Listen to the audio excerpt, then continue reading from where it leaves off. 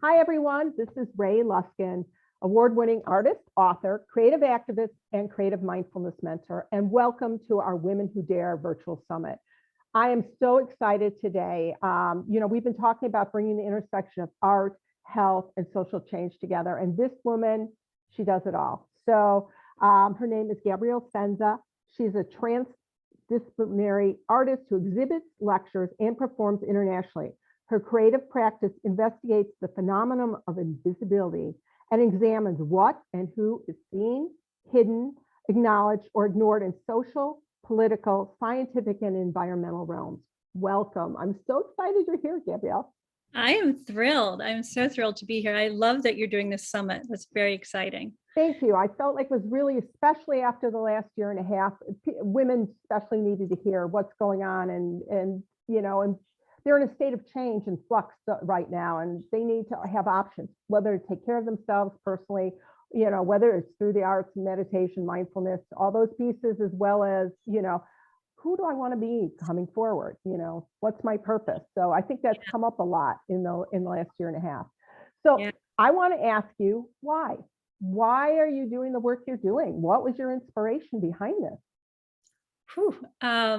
I know, big question. I know, right? Let's start off with an easy question. No. Just tell us your background then, a little bit about your story. Why am I doing that? Because I cannot not do it, really. That's what it comes down to. It's just to give you a really quick background, I grew up in New England. I had a single mom for a period of time, and then she remarried married somebody who took advantage of me for many years. And that hadn't been the first time. So I had just all these things happening in my life.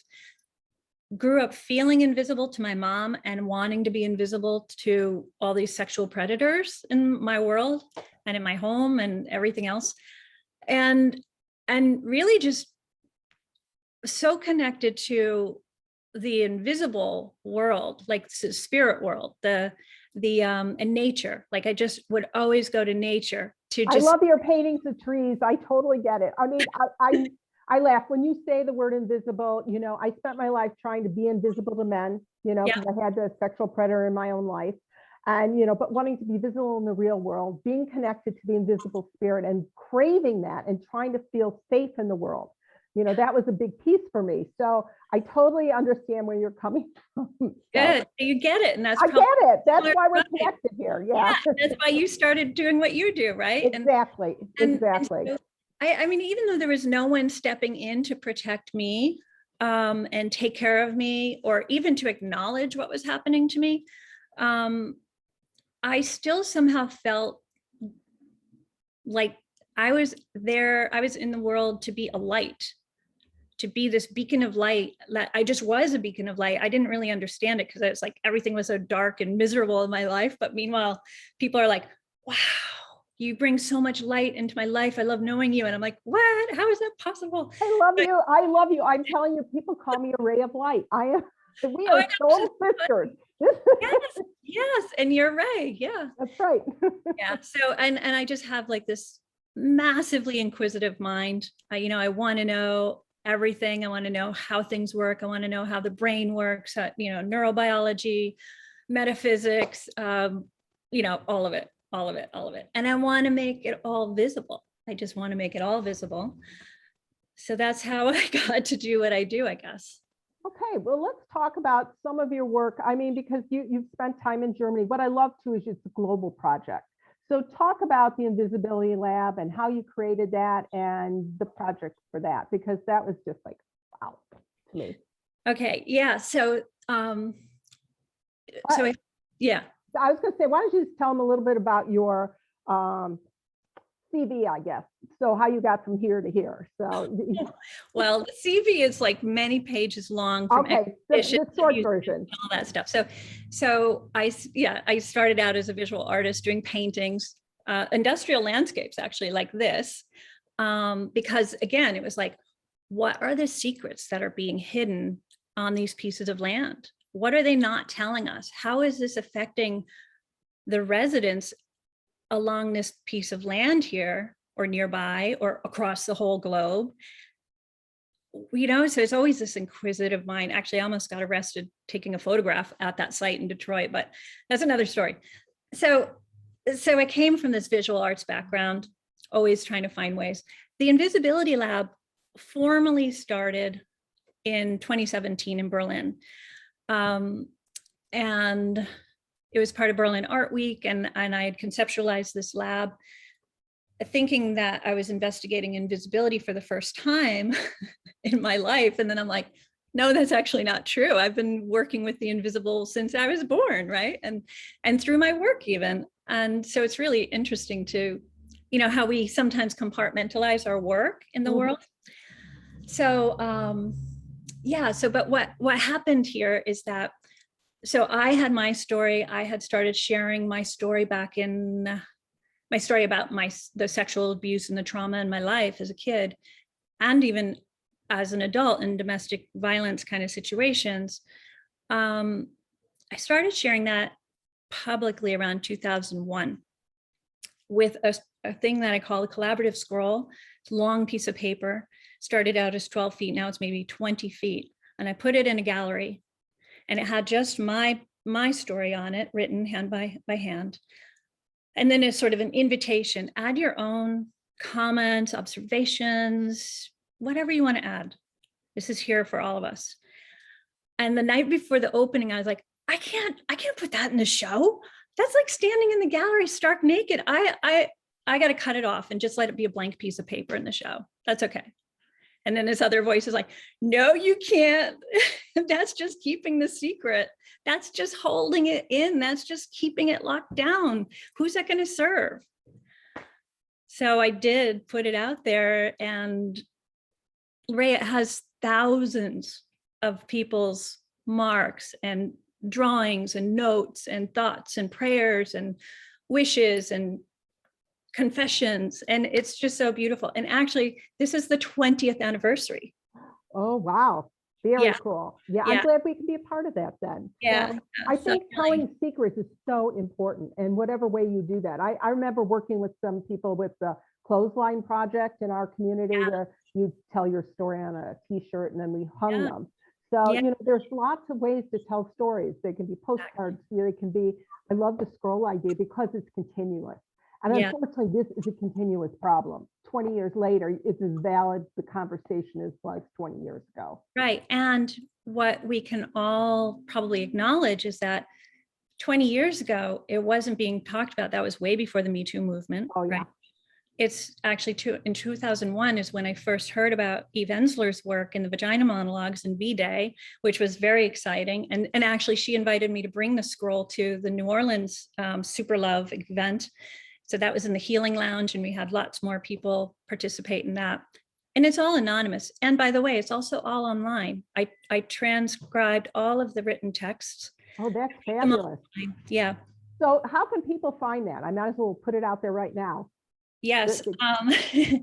I'm pretty sure you can access it from the walkunafraid.org. Okay.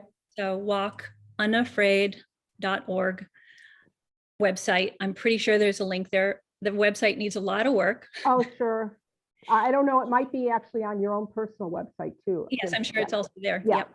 So yeah, I try to put it out as much as, access to it. So yeah, so secrets, people. So what we do, Ray, I think you've noticed this, and certainly what Eve Ensler talked about in her first, when she wrote the Vagina Monologue. Oh, I know.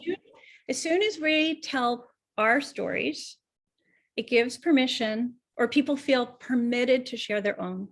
And that helps relieve that sense of burden and shame that we carry. And it's not even supposed to be we don't deserve to, it shouldn't be ours. No, not at all. It is not ours to carry. And there's something about being a witness, to somebody else's pain that then forces us to look at our own life, and it's like, oh, well, maybe I didn't experience that, but I felt that.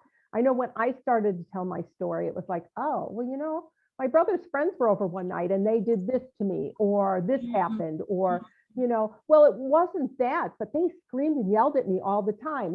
Abuse is a lifeline. I mean, is a continuum. And so there's a lot, you've got physical, you've got sexual, you've got verbal, all of that. Yeah, I mean, so many exactly. women are stuck in situations that are unhealthy, toxic relationships because we didn't have the resources to Right. leave. That was I my mean, situation. I started telling my story, I think it was around 1993. So it was, yeah, it was terrifying. You know, it was sort of like, yeah, Yeah. you know, the people were, you know, it was, yeah. You know, when you do it, it's like, oh my God, what are they going to think? What, you know, are they going to think I'm nuts? You know, pillar of the community did this, you Yeah. know, and it's like, you know, and Yeah. then you have family members who are still alive. You don't want to upset the apple cart, and you don't, but you have to. I mean, at least for me, I can't say everybody, but I mean, I was interviewed once for my book, The Creative Activist. And the guy who interviewed me told me that on his mom's deathbed, she told him she'd been abused, never told anybody. You know, it's that kind of thing. And you don't want to take it to your grave, you know, because No. you're carrying and you're letting that person who abused you abuse you your entire life, you know, and it needs to stop for yourself. Yeah. Yeah. You have Yeah. to It's so forgive. true. I think if forgiveness is a big part of it for me, and I had to forgive my grandfather. It was a major deal. You know, it didn't come easily, but I didn't want to carry that energy anymore. Right. So Right. Yeah. Yeah. And forgiveness is such a hard word for anyone that's been traumatized yep. in this way, especially sexual assault. And it takes, as you know, a lot of time to get there, if ever they get there. And there are Right. no right ways and wrong ways for people, I think, in my opinion, to handle that. So that Oh, I woman, the agreed. grandmother, went to her deathbed. You know, other people like like risk assessment. I came out, I told my story when I was far from home. I had nothing to lose. Mm-hmm. Right? They could believe me, they could not believe me. Fortunately, I was believed, and actions were taken, which was great. That was in 97. I was concerned about my younger generation that was Mm-hmm. still in that realm, in that world with my stepfather. It's like, Right. Oh, I I totally get that. Yeah. can't let that go on. So yeah, and trauma lives in our bodies, and there's amazing work being done on how to heal trauma. I know. For me, Get more somatic work is really important. You Yeah. know, I've taken dance therapy.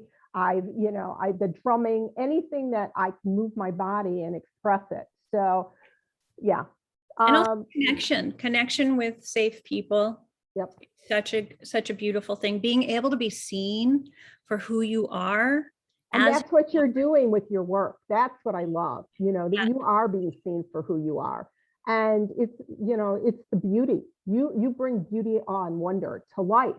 If you know somebody who's been in pain and can still do this work, it's hope for all of us, you know, that anything is possible. Thank you for saying that. I recently did a 3-part workshop series called Reclaim Your Personal Power, and it was about healing from sexual trauma. And the only participants in it were people who have experienced sexual trauma. And one of the participants wrote this amazing testimonial. I haven't put it up anywhere yet, but she said, it was such a relief to my system to just be in the room with others without even talking about it. Just knowing that in order for them to be there, they've experienced something similar to what I've experienced. Mm-hmm. And then she went on to say that she didn't use the words I'm a beacon, that I showed up as a beacon of light for her, but it gave her hope, like, oh, here's a person who's had all of these experiences, and look, where they've gone with this. And, you know, I mean, when it happened to me, I mean, when I made the decision to heal, and it was a decision, it wasn't something that came lightly. I was either going to kill myself or I was going to heal. You know, that was pretty much it. And, you know, doing that, you know, then I was open to all the other possibilities, and I went to other modalities because I had been in talk therapy for 12 years. And so it was sort of like, okay, what's next? And I have to start exploring all these other things. You know, I think there was one called Radix where she had a padded room, and she gave me bats, and she had me just hitting and screaming the walls and doing things like I would never experience. I bought this big punching bag presumably for my son, and hung it in the basement. I was the only one who went down there, and I took a bat and I'd be swinging. Oh, that would feel so good. I know. I mean, I used to talk about the idea that people are allowed to be angry. And I think one of the easiest is wet sponges. I think that's easy and it's safe. Nobody can get hurt, But Right. if you wet these big old sponges and start throwing them at the wall, it's a great way. Or I lived on the train tracks, so it was primal scream. I'd wait until the train would come and then I'd scream. I love that. I love that. I've never heard that before. I love Oh, that. okay. That's great. Yeah. Train goes by here every day. That's so good. Okay. And anger is actually a really good emotion to be able to feel and to experience and use as motivation to take care of or protect people.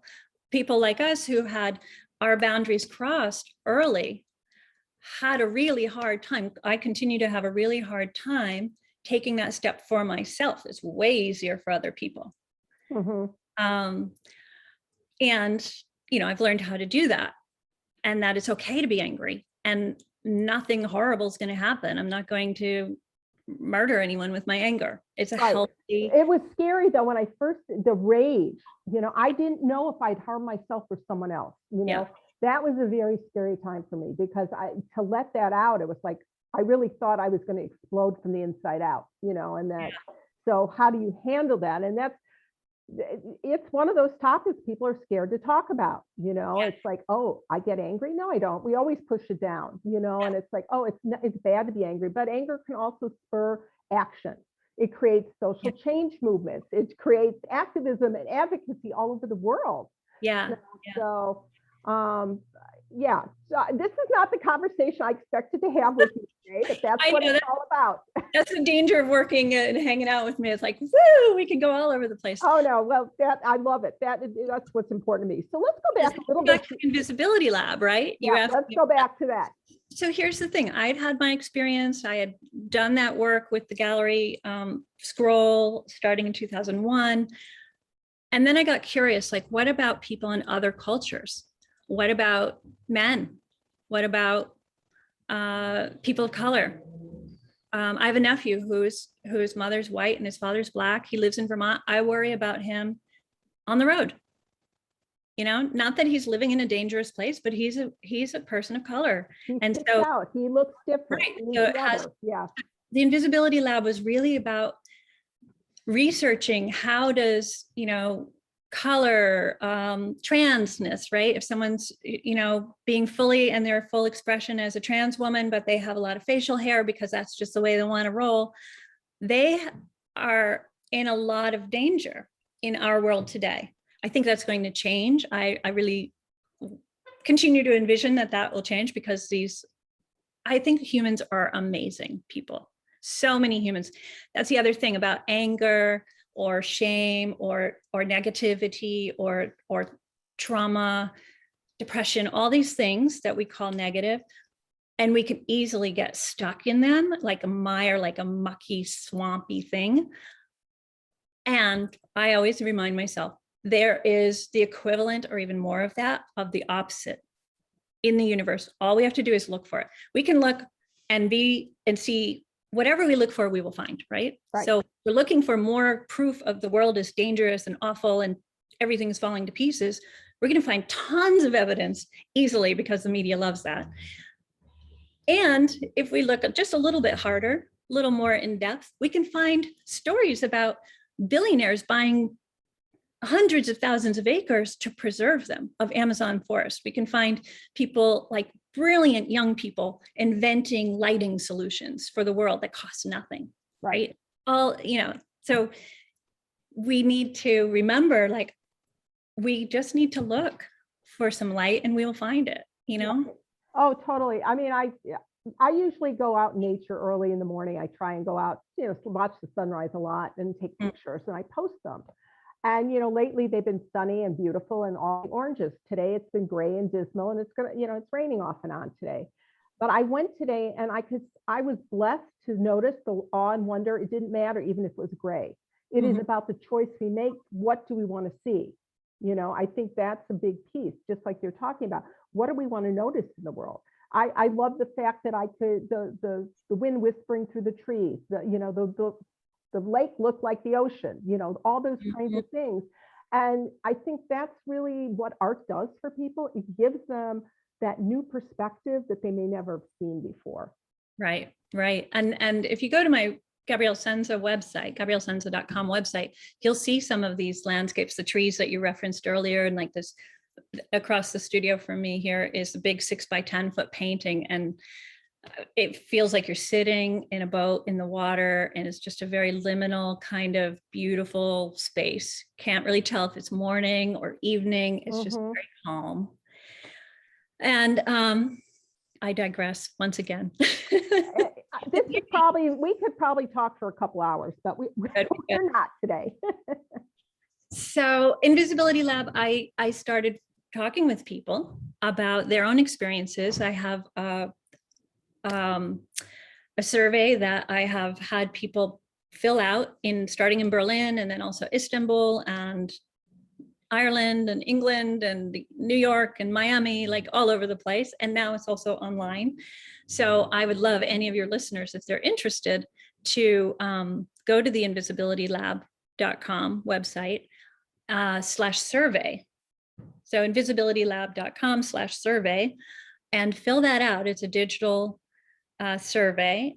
And once you fill it out, you can actually get a free digital download of the PDF that I use for these in real life situations where people fill those out, and you could even fill it out for yourself and have that be your thing, your work of art that's part of the Invisibility Lab. Now, what I've done, I've received over maybe 200 or close to 200 responses, participants who've told me, like, where do you feel most comfortable? Where do you feel most nervous? When have you felt invisible? When have you wished to be invisible? All great questions. Yeah. What is your greatest wish for the world? What is your greatest concern? You know, like these pieces. So this was remarkable. When I launched the Invisibility Lab in Berlin, and I put those forms out on a table for people to fill in on their own time, however they wanted to engage with it. Some people sat for 20, 30, 40 minutes filling out this form, which is only like 12 questions. But the power of questions and the right questions trigger the heart, the mind, and the soul all together. And that's the difference. You know, you just can't, you know, and it's the broader questions that concern all of us. You know, everybody at some point in their life, these have felt invisible or wanted to, you know, or both and you know, it's like, how many women are scared to get up on the stage, you know, or do or talk or you know, share their ideas at work, you know. Or even, you know, walk down the street or walking at night by yourself. And so I just love to explore, to research, to inquire, to engage with people. I hardly work in the I'm in the studio all the time right now, but I love being out in the world with people and talking with them and engaging with them on questions. You know, what invisible things do you rely on every day? Right here, we've got energy, electricity, Wi-Fi, air, right? That's just a start. Right. So anyway, so I'm taking 150 of those responses. Let me tell you what I'm up to right now. Okay. I've got a huge data sheet created. It's printed out in the tiniest print that I can barely read are the responses from 150 participants taped up to one of my walls over here in the studio. The wall's probably 12.5 feet long. And I'm creating a musical score. Oh, wow. Based on their answers. I'm presenting this work in New York City at the International Human Rights Art Festival on December 11th. Premiering that piece for the first time, that score. It'll have spoken word, it'll have the soundscape created by the actual words that people have put down and transcribed into music. I'll float in some actual words so you can hear some narration. I hope to have some video. I hope to have some people on stage with me. It'll be very immersive, atmospheric. And I think it'll have 3 acts. Anyway, so I'm really excited about that. Oh, it's incredible. I mean, that is so cool. I mean, I just love your imagination and how you're taking and using this material. The thing I had seen online was the people who had traced their hands. So here, you're just taking this to exponentially to another place. And you will have such a I mean, a broad audience for this. That's what's so cool. And Yeah. music touches people in a different way. You've got visual, you've got music, it's all of it. When you tap into everybody's senses, it creates such change. I mean, that's what's so impressive. Right. And I've presented the survey. I've had the survey out in so many different contexts, including like not just art contexts and gallery art spaces, but also like a flea market. Sometimes I'll pull it out at a cafe, sometimes on an airplane. And yeah, and some people, like you said, everyone has felt this way, but there's some people that have compartmentalized. Right. And they're like, there were a few men who said, like, I've never felt invisible. And no, I've never wanted to be invisible. And I was like, oh, well, just knowing there's something else there and taking my time with it. And I was like, well, what about invisible things? What invisible things do you rely on? And the same man who had that instant response, I've never wanted to be, he's like, oh, do you mean like faith and love and hope? I'm like, yes, yes. So let's go back again to the other question. How about when you were a kid? Did you ever feel invisible when you were a kid? Oh, yes. How about when you were a kid? Did you ever want to be invisible when you were a kid? Yeah. Right. Could be going to church or temple or whatever it is, and people are like, huh? It's like, wanting to go under the radar. Other times, I know when my son he was in confirmation class, and I went and I wanted to talk about spirituality with the rabbi, and he did not know what to do with that, because this was not a congregation that was about spirituality. It was about religion, and the Jewish practices. And that was before I really knew Judaism had a lot of spiritual practices, but I didn't know it at the time. I was very, naive and uneducated. And my son, he was dying. I mean, he just wanted to shrink into the carpet and say, oh, Mom, what are you doing to me? I want to be invisible. And I don't know a kid who's never not been embarrassed by their parents at some point in life. Yes, unfortunately, we can't help but embarrass our kids at some point. Yep. True. Yeah, so it's very moving. I love tracing people's hands and letting them tell me about their experiences with invisibility. And Ray, that experience of being touched is so beautiful. It's so powerful. And to be seen and heard and appreciated. And I ran workshops at the Coming Out Transgender Conference in New York City in 2019. And the responses from people who participated were, of course, really different than the ones that I would get in these other spaces. Right. Talk about fear of being seen and desire to be seen. They want to be accepted. Everybody wants to belong and be seen and just be themselves, be real, be human, and be seen with human loving eyes instead of judgment.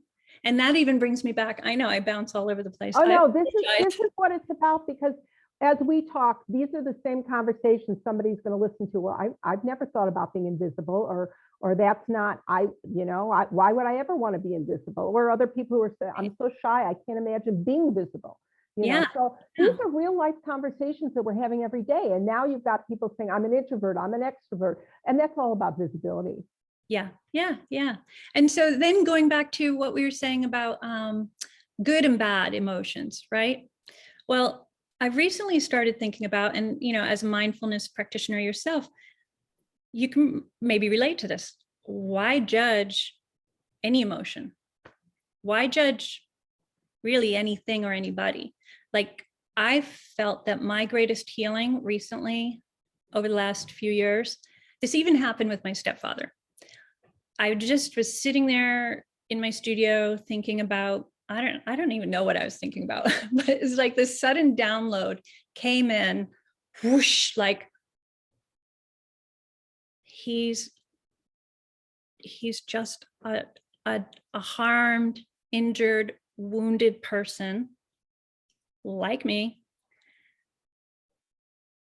and didn't have healthy ways to handle that. And I have so much compassion for anyone who's struggling. I have compassion for all kinds of people, no matter what. But I feel especially, and I do a lot of work, advocacy work in the everyday world outside of the art outside of my art, I like accompany people sometimes to court if they need to go and like present a case around domestic violence or different things of that nature. And I also started a website, actually a Facebook page called We Believe You. Oh, okay. Yeah. And initially I started it for the sake of 5 young women who testified about being sexually abused by a school counselor person locally. They brought their case forward. They're already young women. The jury, the judge, I don't know who was responsible, said, nope, no pictures of the people you were when you were little girls. Oh. And there are so many charges against this man, so many charges. And he even admitted to some inappropriate behavior, like having them on their laps, being asked not to have them on their laps and doing it anyway. I was like, okay, that tells you a lot about this person, right? That he was totally acquitted. The jury did not convict him. There was not enough evidence. There was not enough, what they needed to feel like it was a done deal. So everyone so many of us in the community were devastated by that that decision. And having not been seen or protected myself as a kid when I was a teenager, or when I started coming out and telling my story in my 20s, I was like, I want these women to know that there are a ton of people who believe them, because even though that jury didn't convict that guy, that doesn't mean he's innocent. Right. At all. It doesn't mean that at all. It's just technicalities.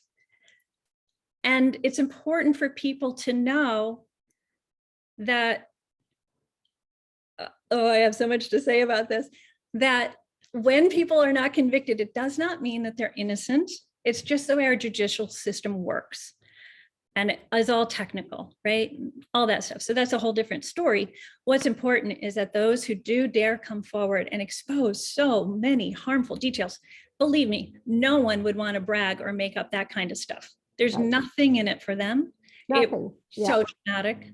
So I didn't know a single one of these girls. I just wanted to make sure that there was a place where other people like myself could say, hey, we believe you. We did a vigil in February. It was like hailing. And we were like holding candles out there in February, and there's like all this hail. It's like 60 people showed up for that. I mean, it was incredible. So it's grown to over 1,000 people that come. We sometimes track the whereabouts of other predators that, have been out and about. And recently, thank goodness, one of them has been put behind bars again, and hopefully will be put away for life. But he did a lot of damage to a lot of boys in our area for decades. So it's a really big thing. And like I said earlier, sometimes I keep that work, I think of it as separate from this other creative work, but it's so actually all related. It is. I mean, it was a very creative idea to come up with this support idea. I had never heard anybody do that, and I love that. It was like, oh, I think that's a great model, to use. Yeah, it's simple. Anyone can do that. Anyone can do that. I think that's wonderful. And it's finding those ways, those little ways that we can make a difference every day. Yeah. Because those 5 young women now feel so supported and loved and acknowledged, and that will help in their healing, even though they didn't get the justice they wanted. But if they get the acknowledgement, I think that'll make a huge difference. Wow. Yeah, they believe. Yeah. So, okay, we're starting to get down to the end of time here because we could talk forever. I did want to ask you, what is the Quill house? What is that? Well, like with many of my projects, they often have the same title gets used for different things. So the first Quill house was a sculpture that I made for an exhibition. And it's a little house that has lots of toothpicks coming out of it. So it's like a prickly. Oh yeah, like porcupine.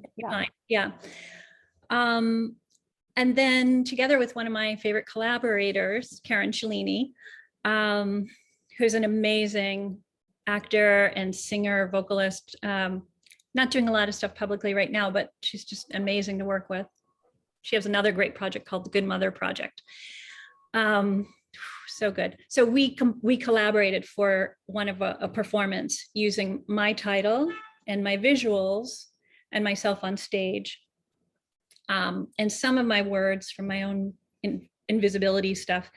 And then her work, her play performance piece that was about the Good Mother Project, which is really about gun violence and addiction and how that can ruin lives and where that comes from, and comes from trauma, relates to trauma, right? It's just this big flowing trauma machine. Right, right. So that was a beautiful performance we created for the International Human Rights Art Festival 2019. Yeah, I mean, you know, I just thought of this like torus of water that's sort of going up and down, and that's what it is. All these issues are interrelated, you know, poverty, homelessness, all the violence that we see around the world, you know. Yeah, it is. So I want to say this about trauma. I don't know if you've seen this film called The Wisdom of Trauma. No. Must see it, must see it. The Wisdom of Trauma features mostly Gabor Mate's work, Dr. Gabor Mate. And the producers were just phenomenal. And one of the potent things that he asks people who have been traumatized, he said, so when you had that happen, who could you go to? Who was there for you? I think most of us could say there was no one. Yep. Right? And then he says, that is the trauma. That. Wow. Right? And then get this. He says, I'm really paraphrasing here. He said, so that's that, whatever addiction that, or self-harm, or you know, drug addiction or sex addiction, whatever it was, however it was happening later in your life. Right, how we coped with it. Those are coping skills. What if we could think of that instead of as something bad to be judged? How about saying like, that was the wisdom of the trauma helping you survive an unsurvivable thing? Yeah. Wow. That shifts everything, doesn't it? Yep, it does. I mean, I've heard that before, and I believe it, you know, that is the wisdom, and yet it is still hard because those paradigms, they're really stuck inside you, you know, and it's like, especially when you're younger, you know, that's the word. And it's a challenge at times to separate my voice from the voices of all these other people and their, you know, what they've said about it. So yeah, but again, it is that trauma. I love that. That is a really great way of saying it. Yeah. Such beautiful work. So I highly recommend his book, or that film, The Wisdom of Trauma, and the speaker series around it if you can access it. Sometimes it goes up for free and you can catch it. And look for screenings in different areas. I would love Walk Unafraid to actually sponsor a screening when I get funding for that to happen. And then can I ask, how are you getting funding? You know, as an artist, I mean, you know, that's a challenge, you know. Yeah, and I've often said I work with the lint in my pocket. Like sometimes, like, I just don't have any funds. But over the last few years, I'd say since 2016, 2017, actually, let me say, it was much easier making money when I was making paintings, because then there are things to sell, right? That people want to spend money on.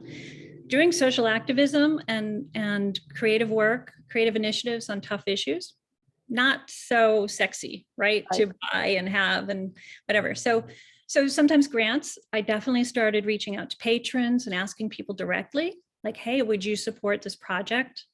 So I've come up with a lot of creative funding ideas, and I've run workshops on that too. So we could talk about that another time. Yeah, so that's the main reason. I also did just sell a property that I didn't need. So that helped me get through the pandemic. Okay, wow. All right, we are at the time limit. Is there any final words you'd like to share with people? Well, I would like everyone who's listening to know that no matter what's happened to you, you're not broken, and you're not impossible to, it's not impossible to heal, not invisible. Whew, those are things that, you know, healing from sexual trauma is possible. Healing from grief is possible.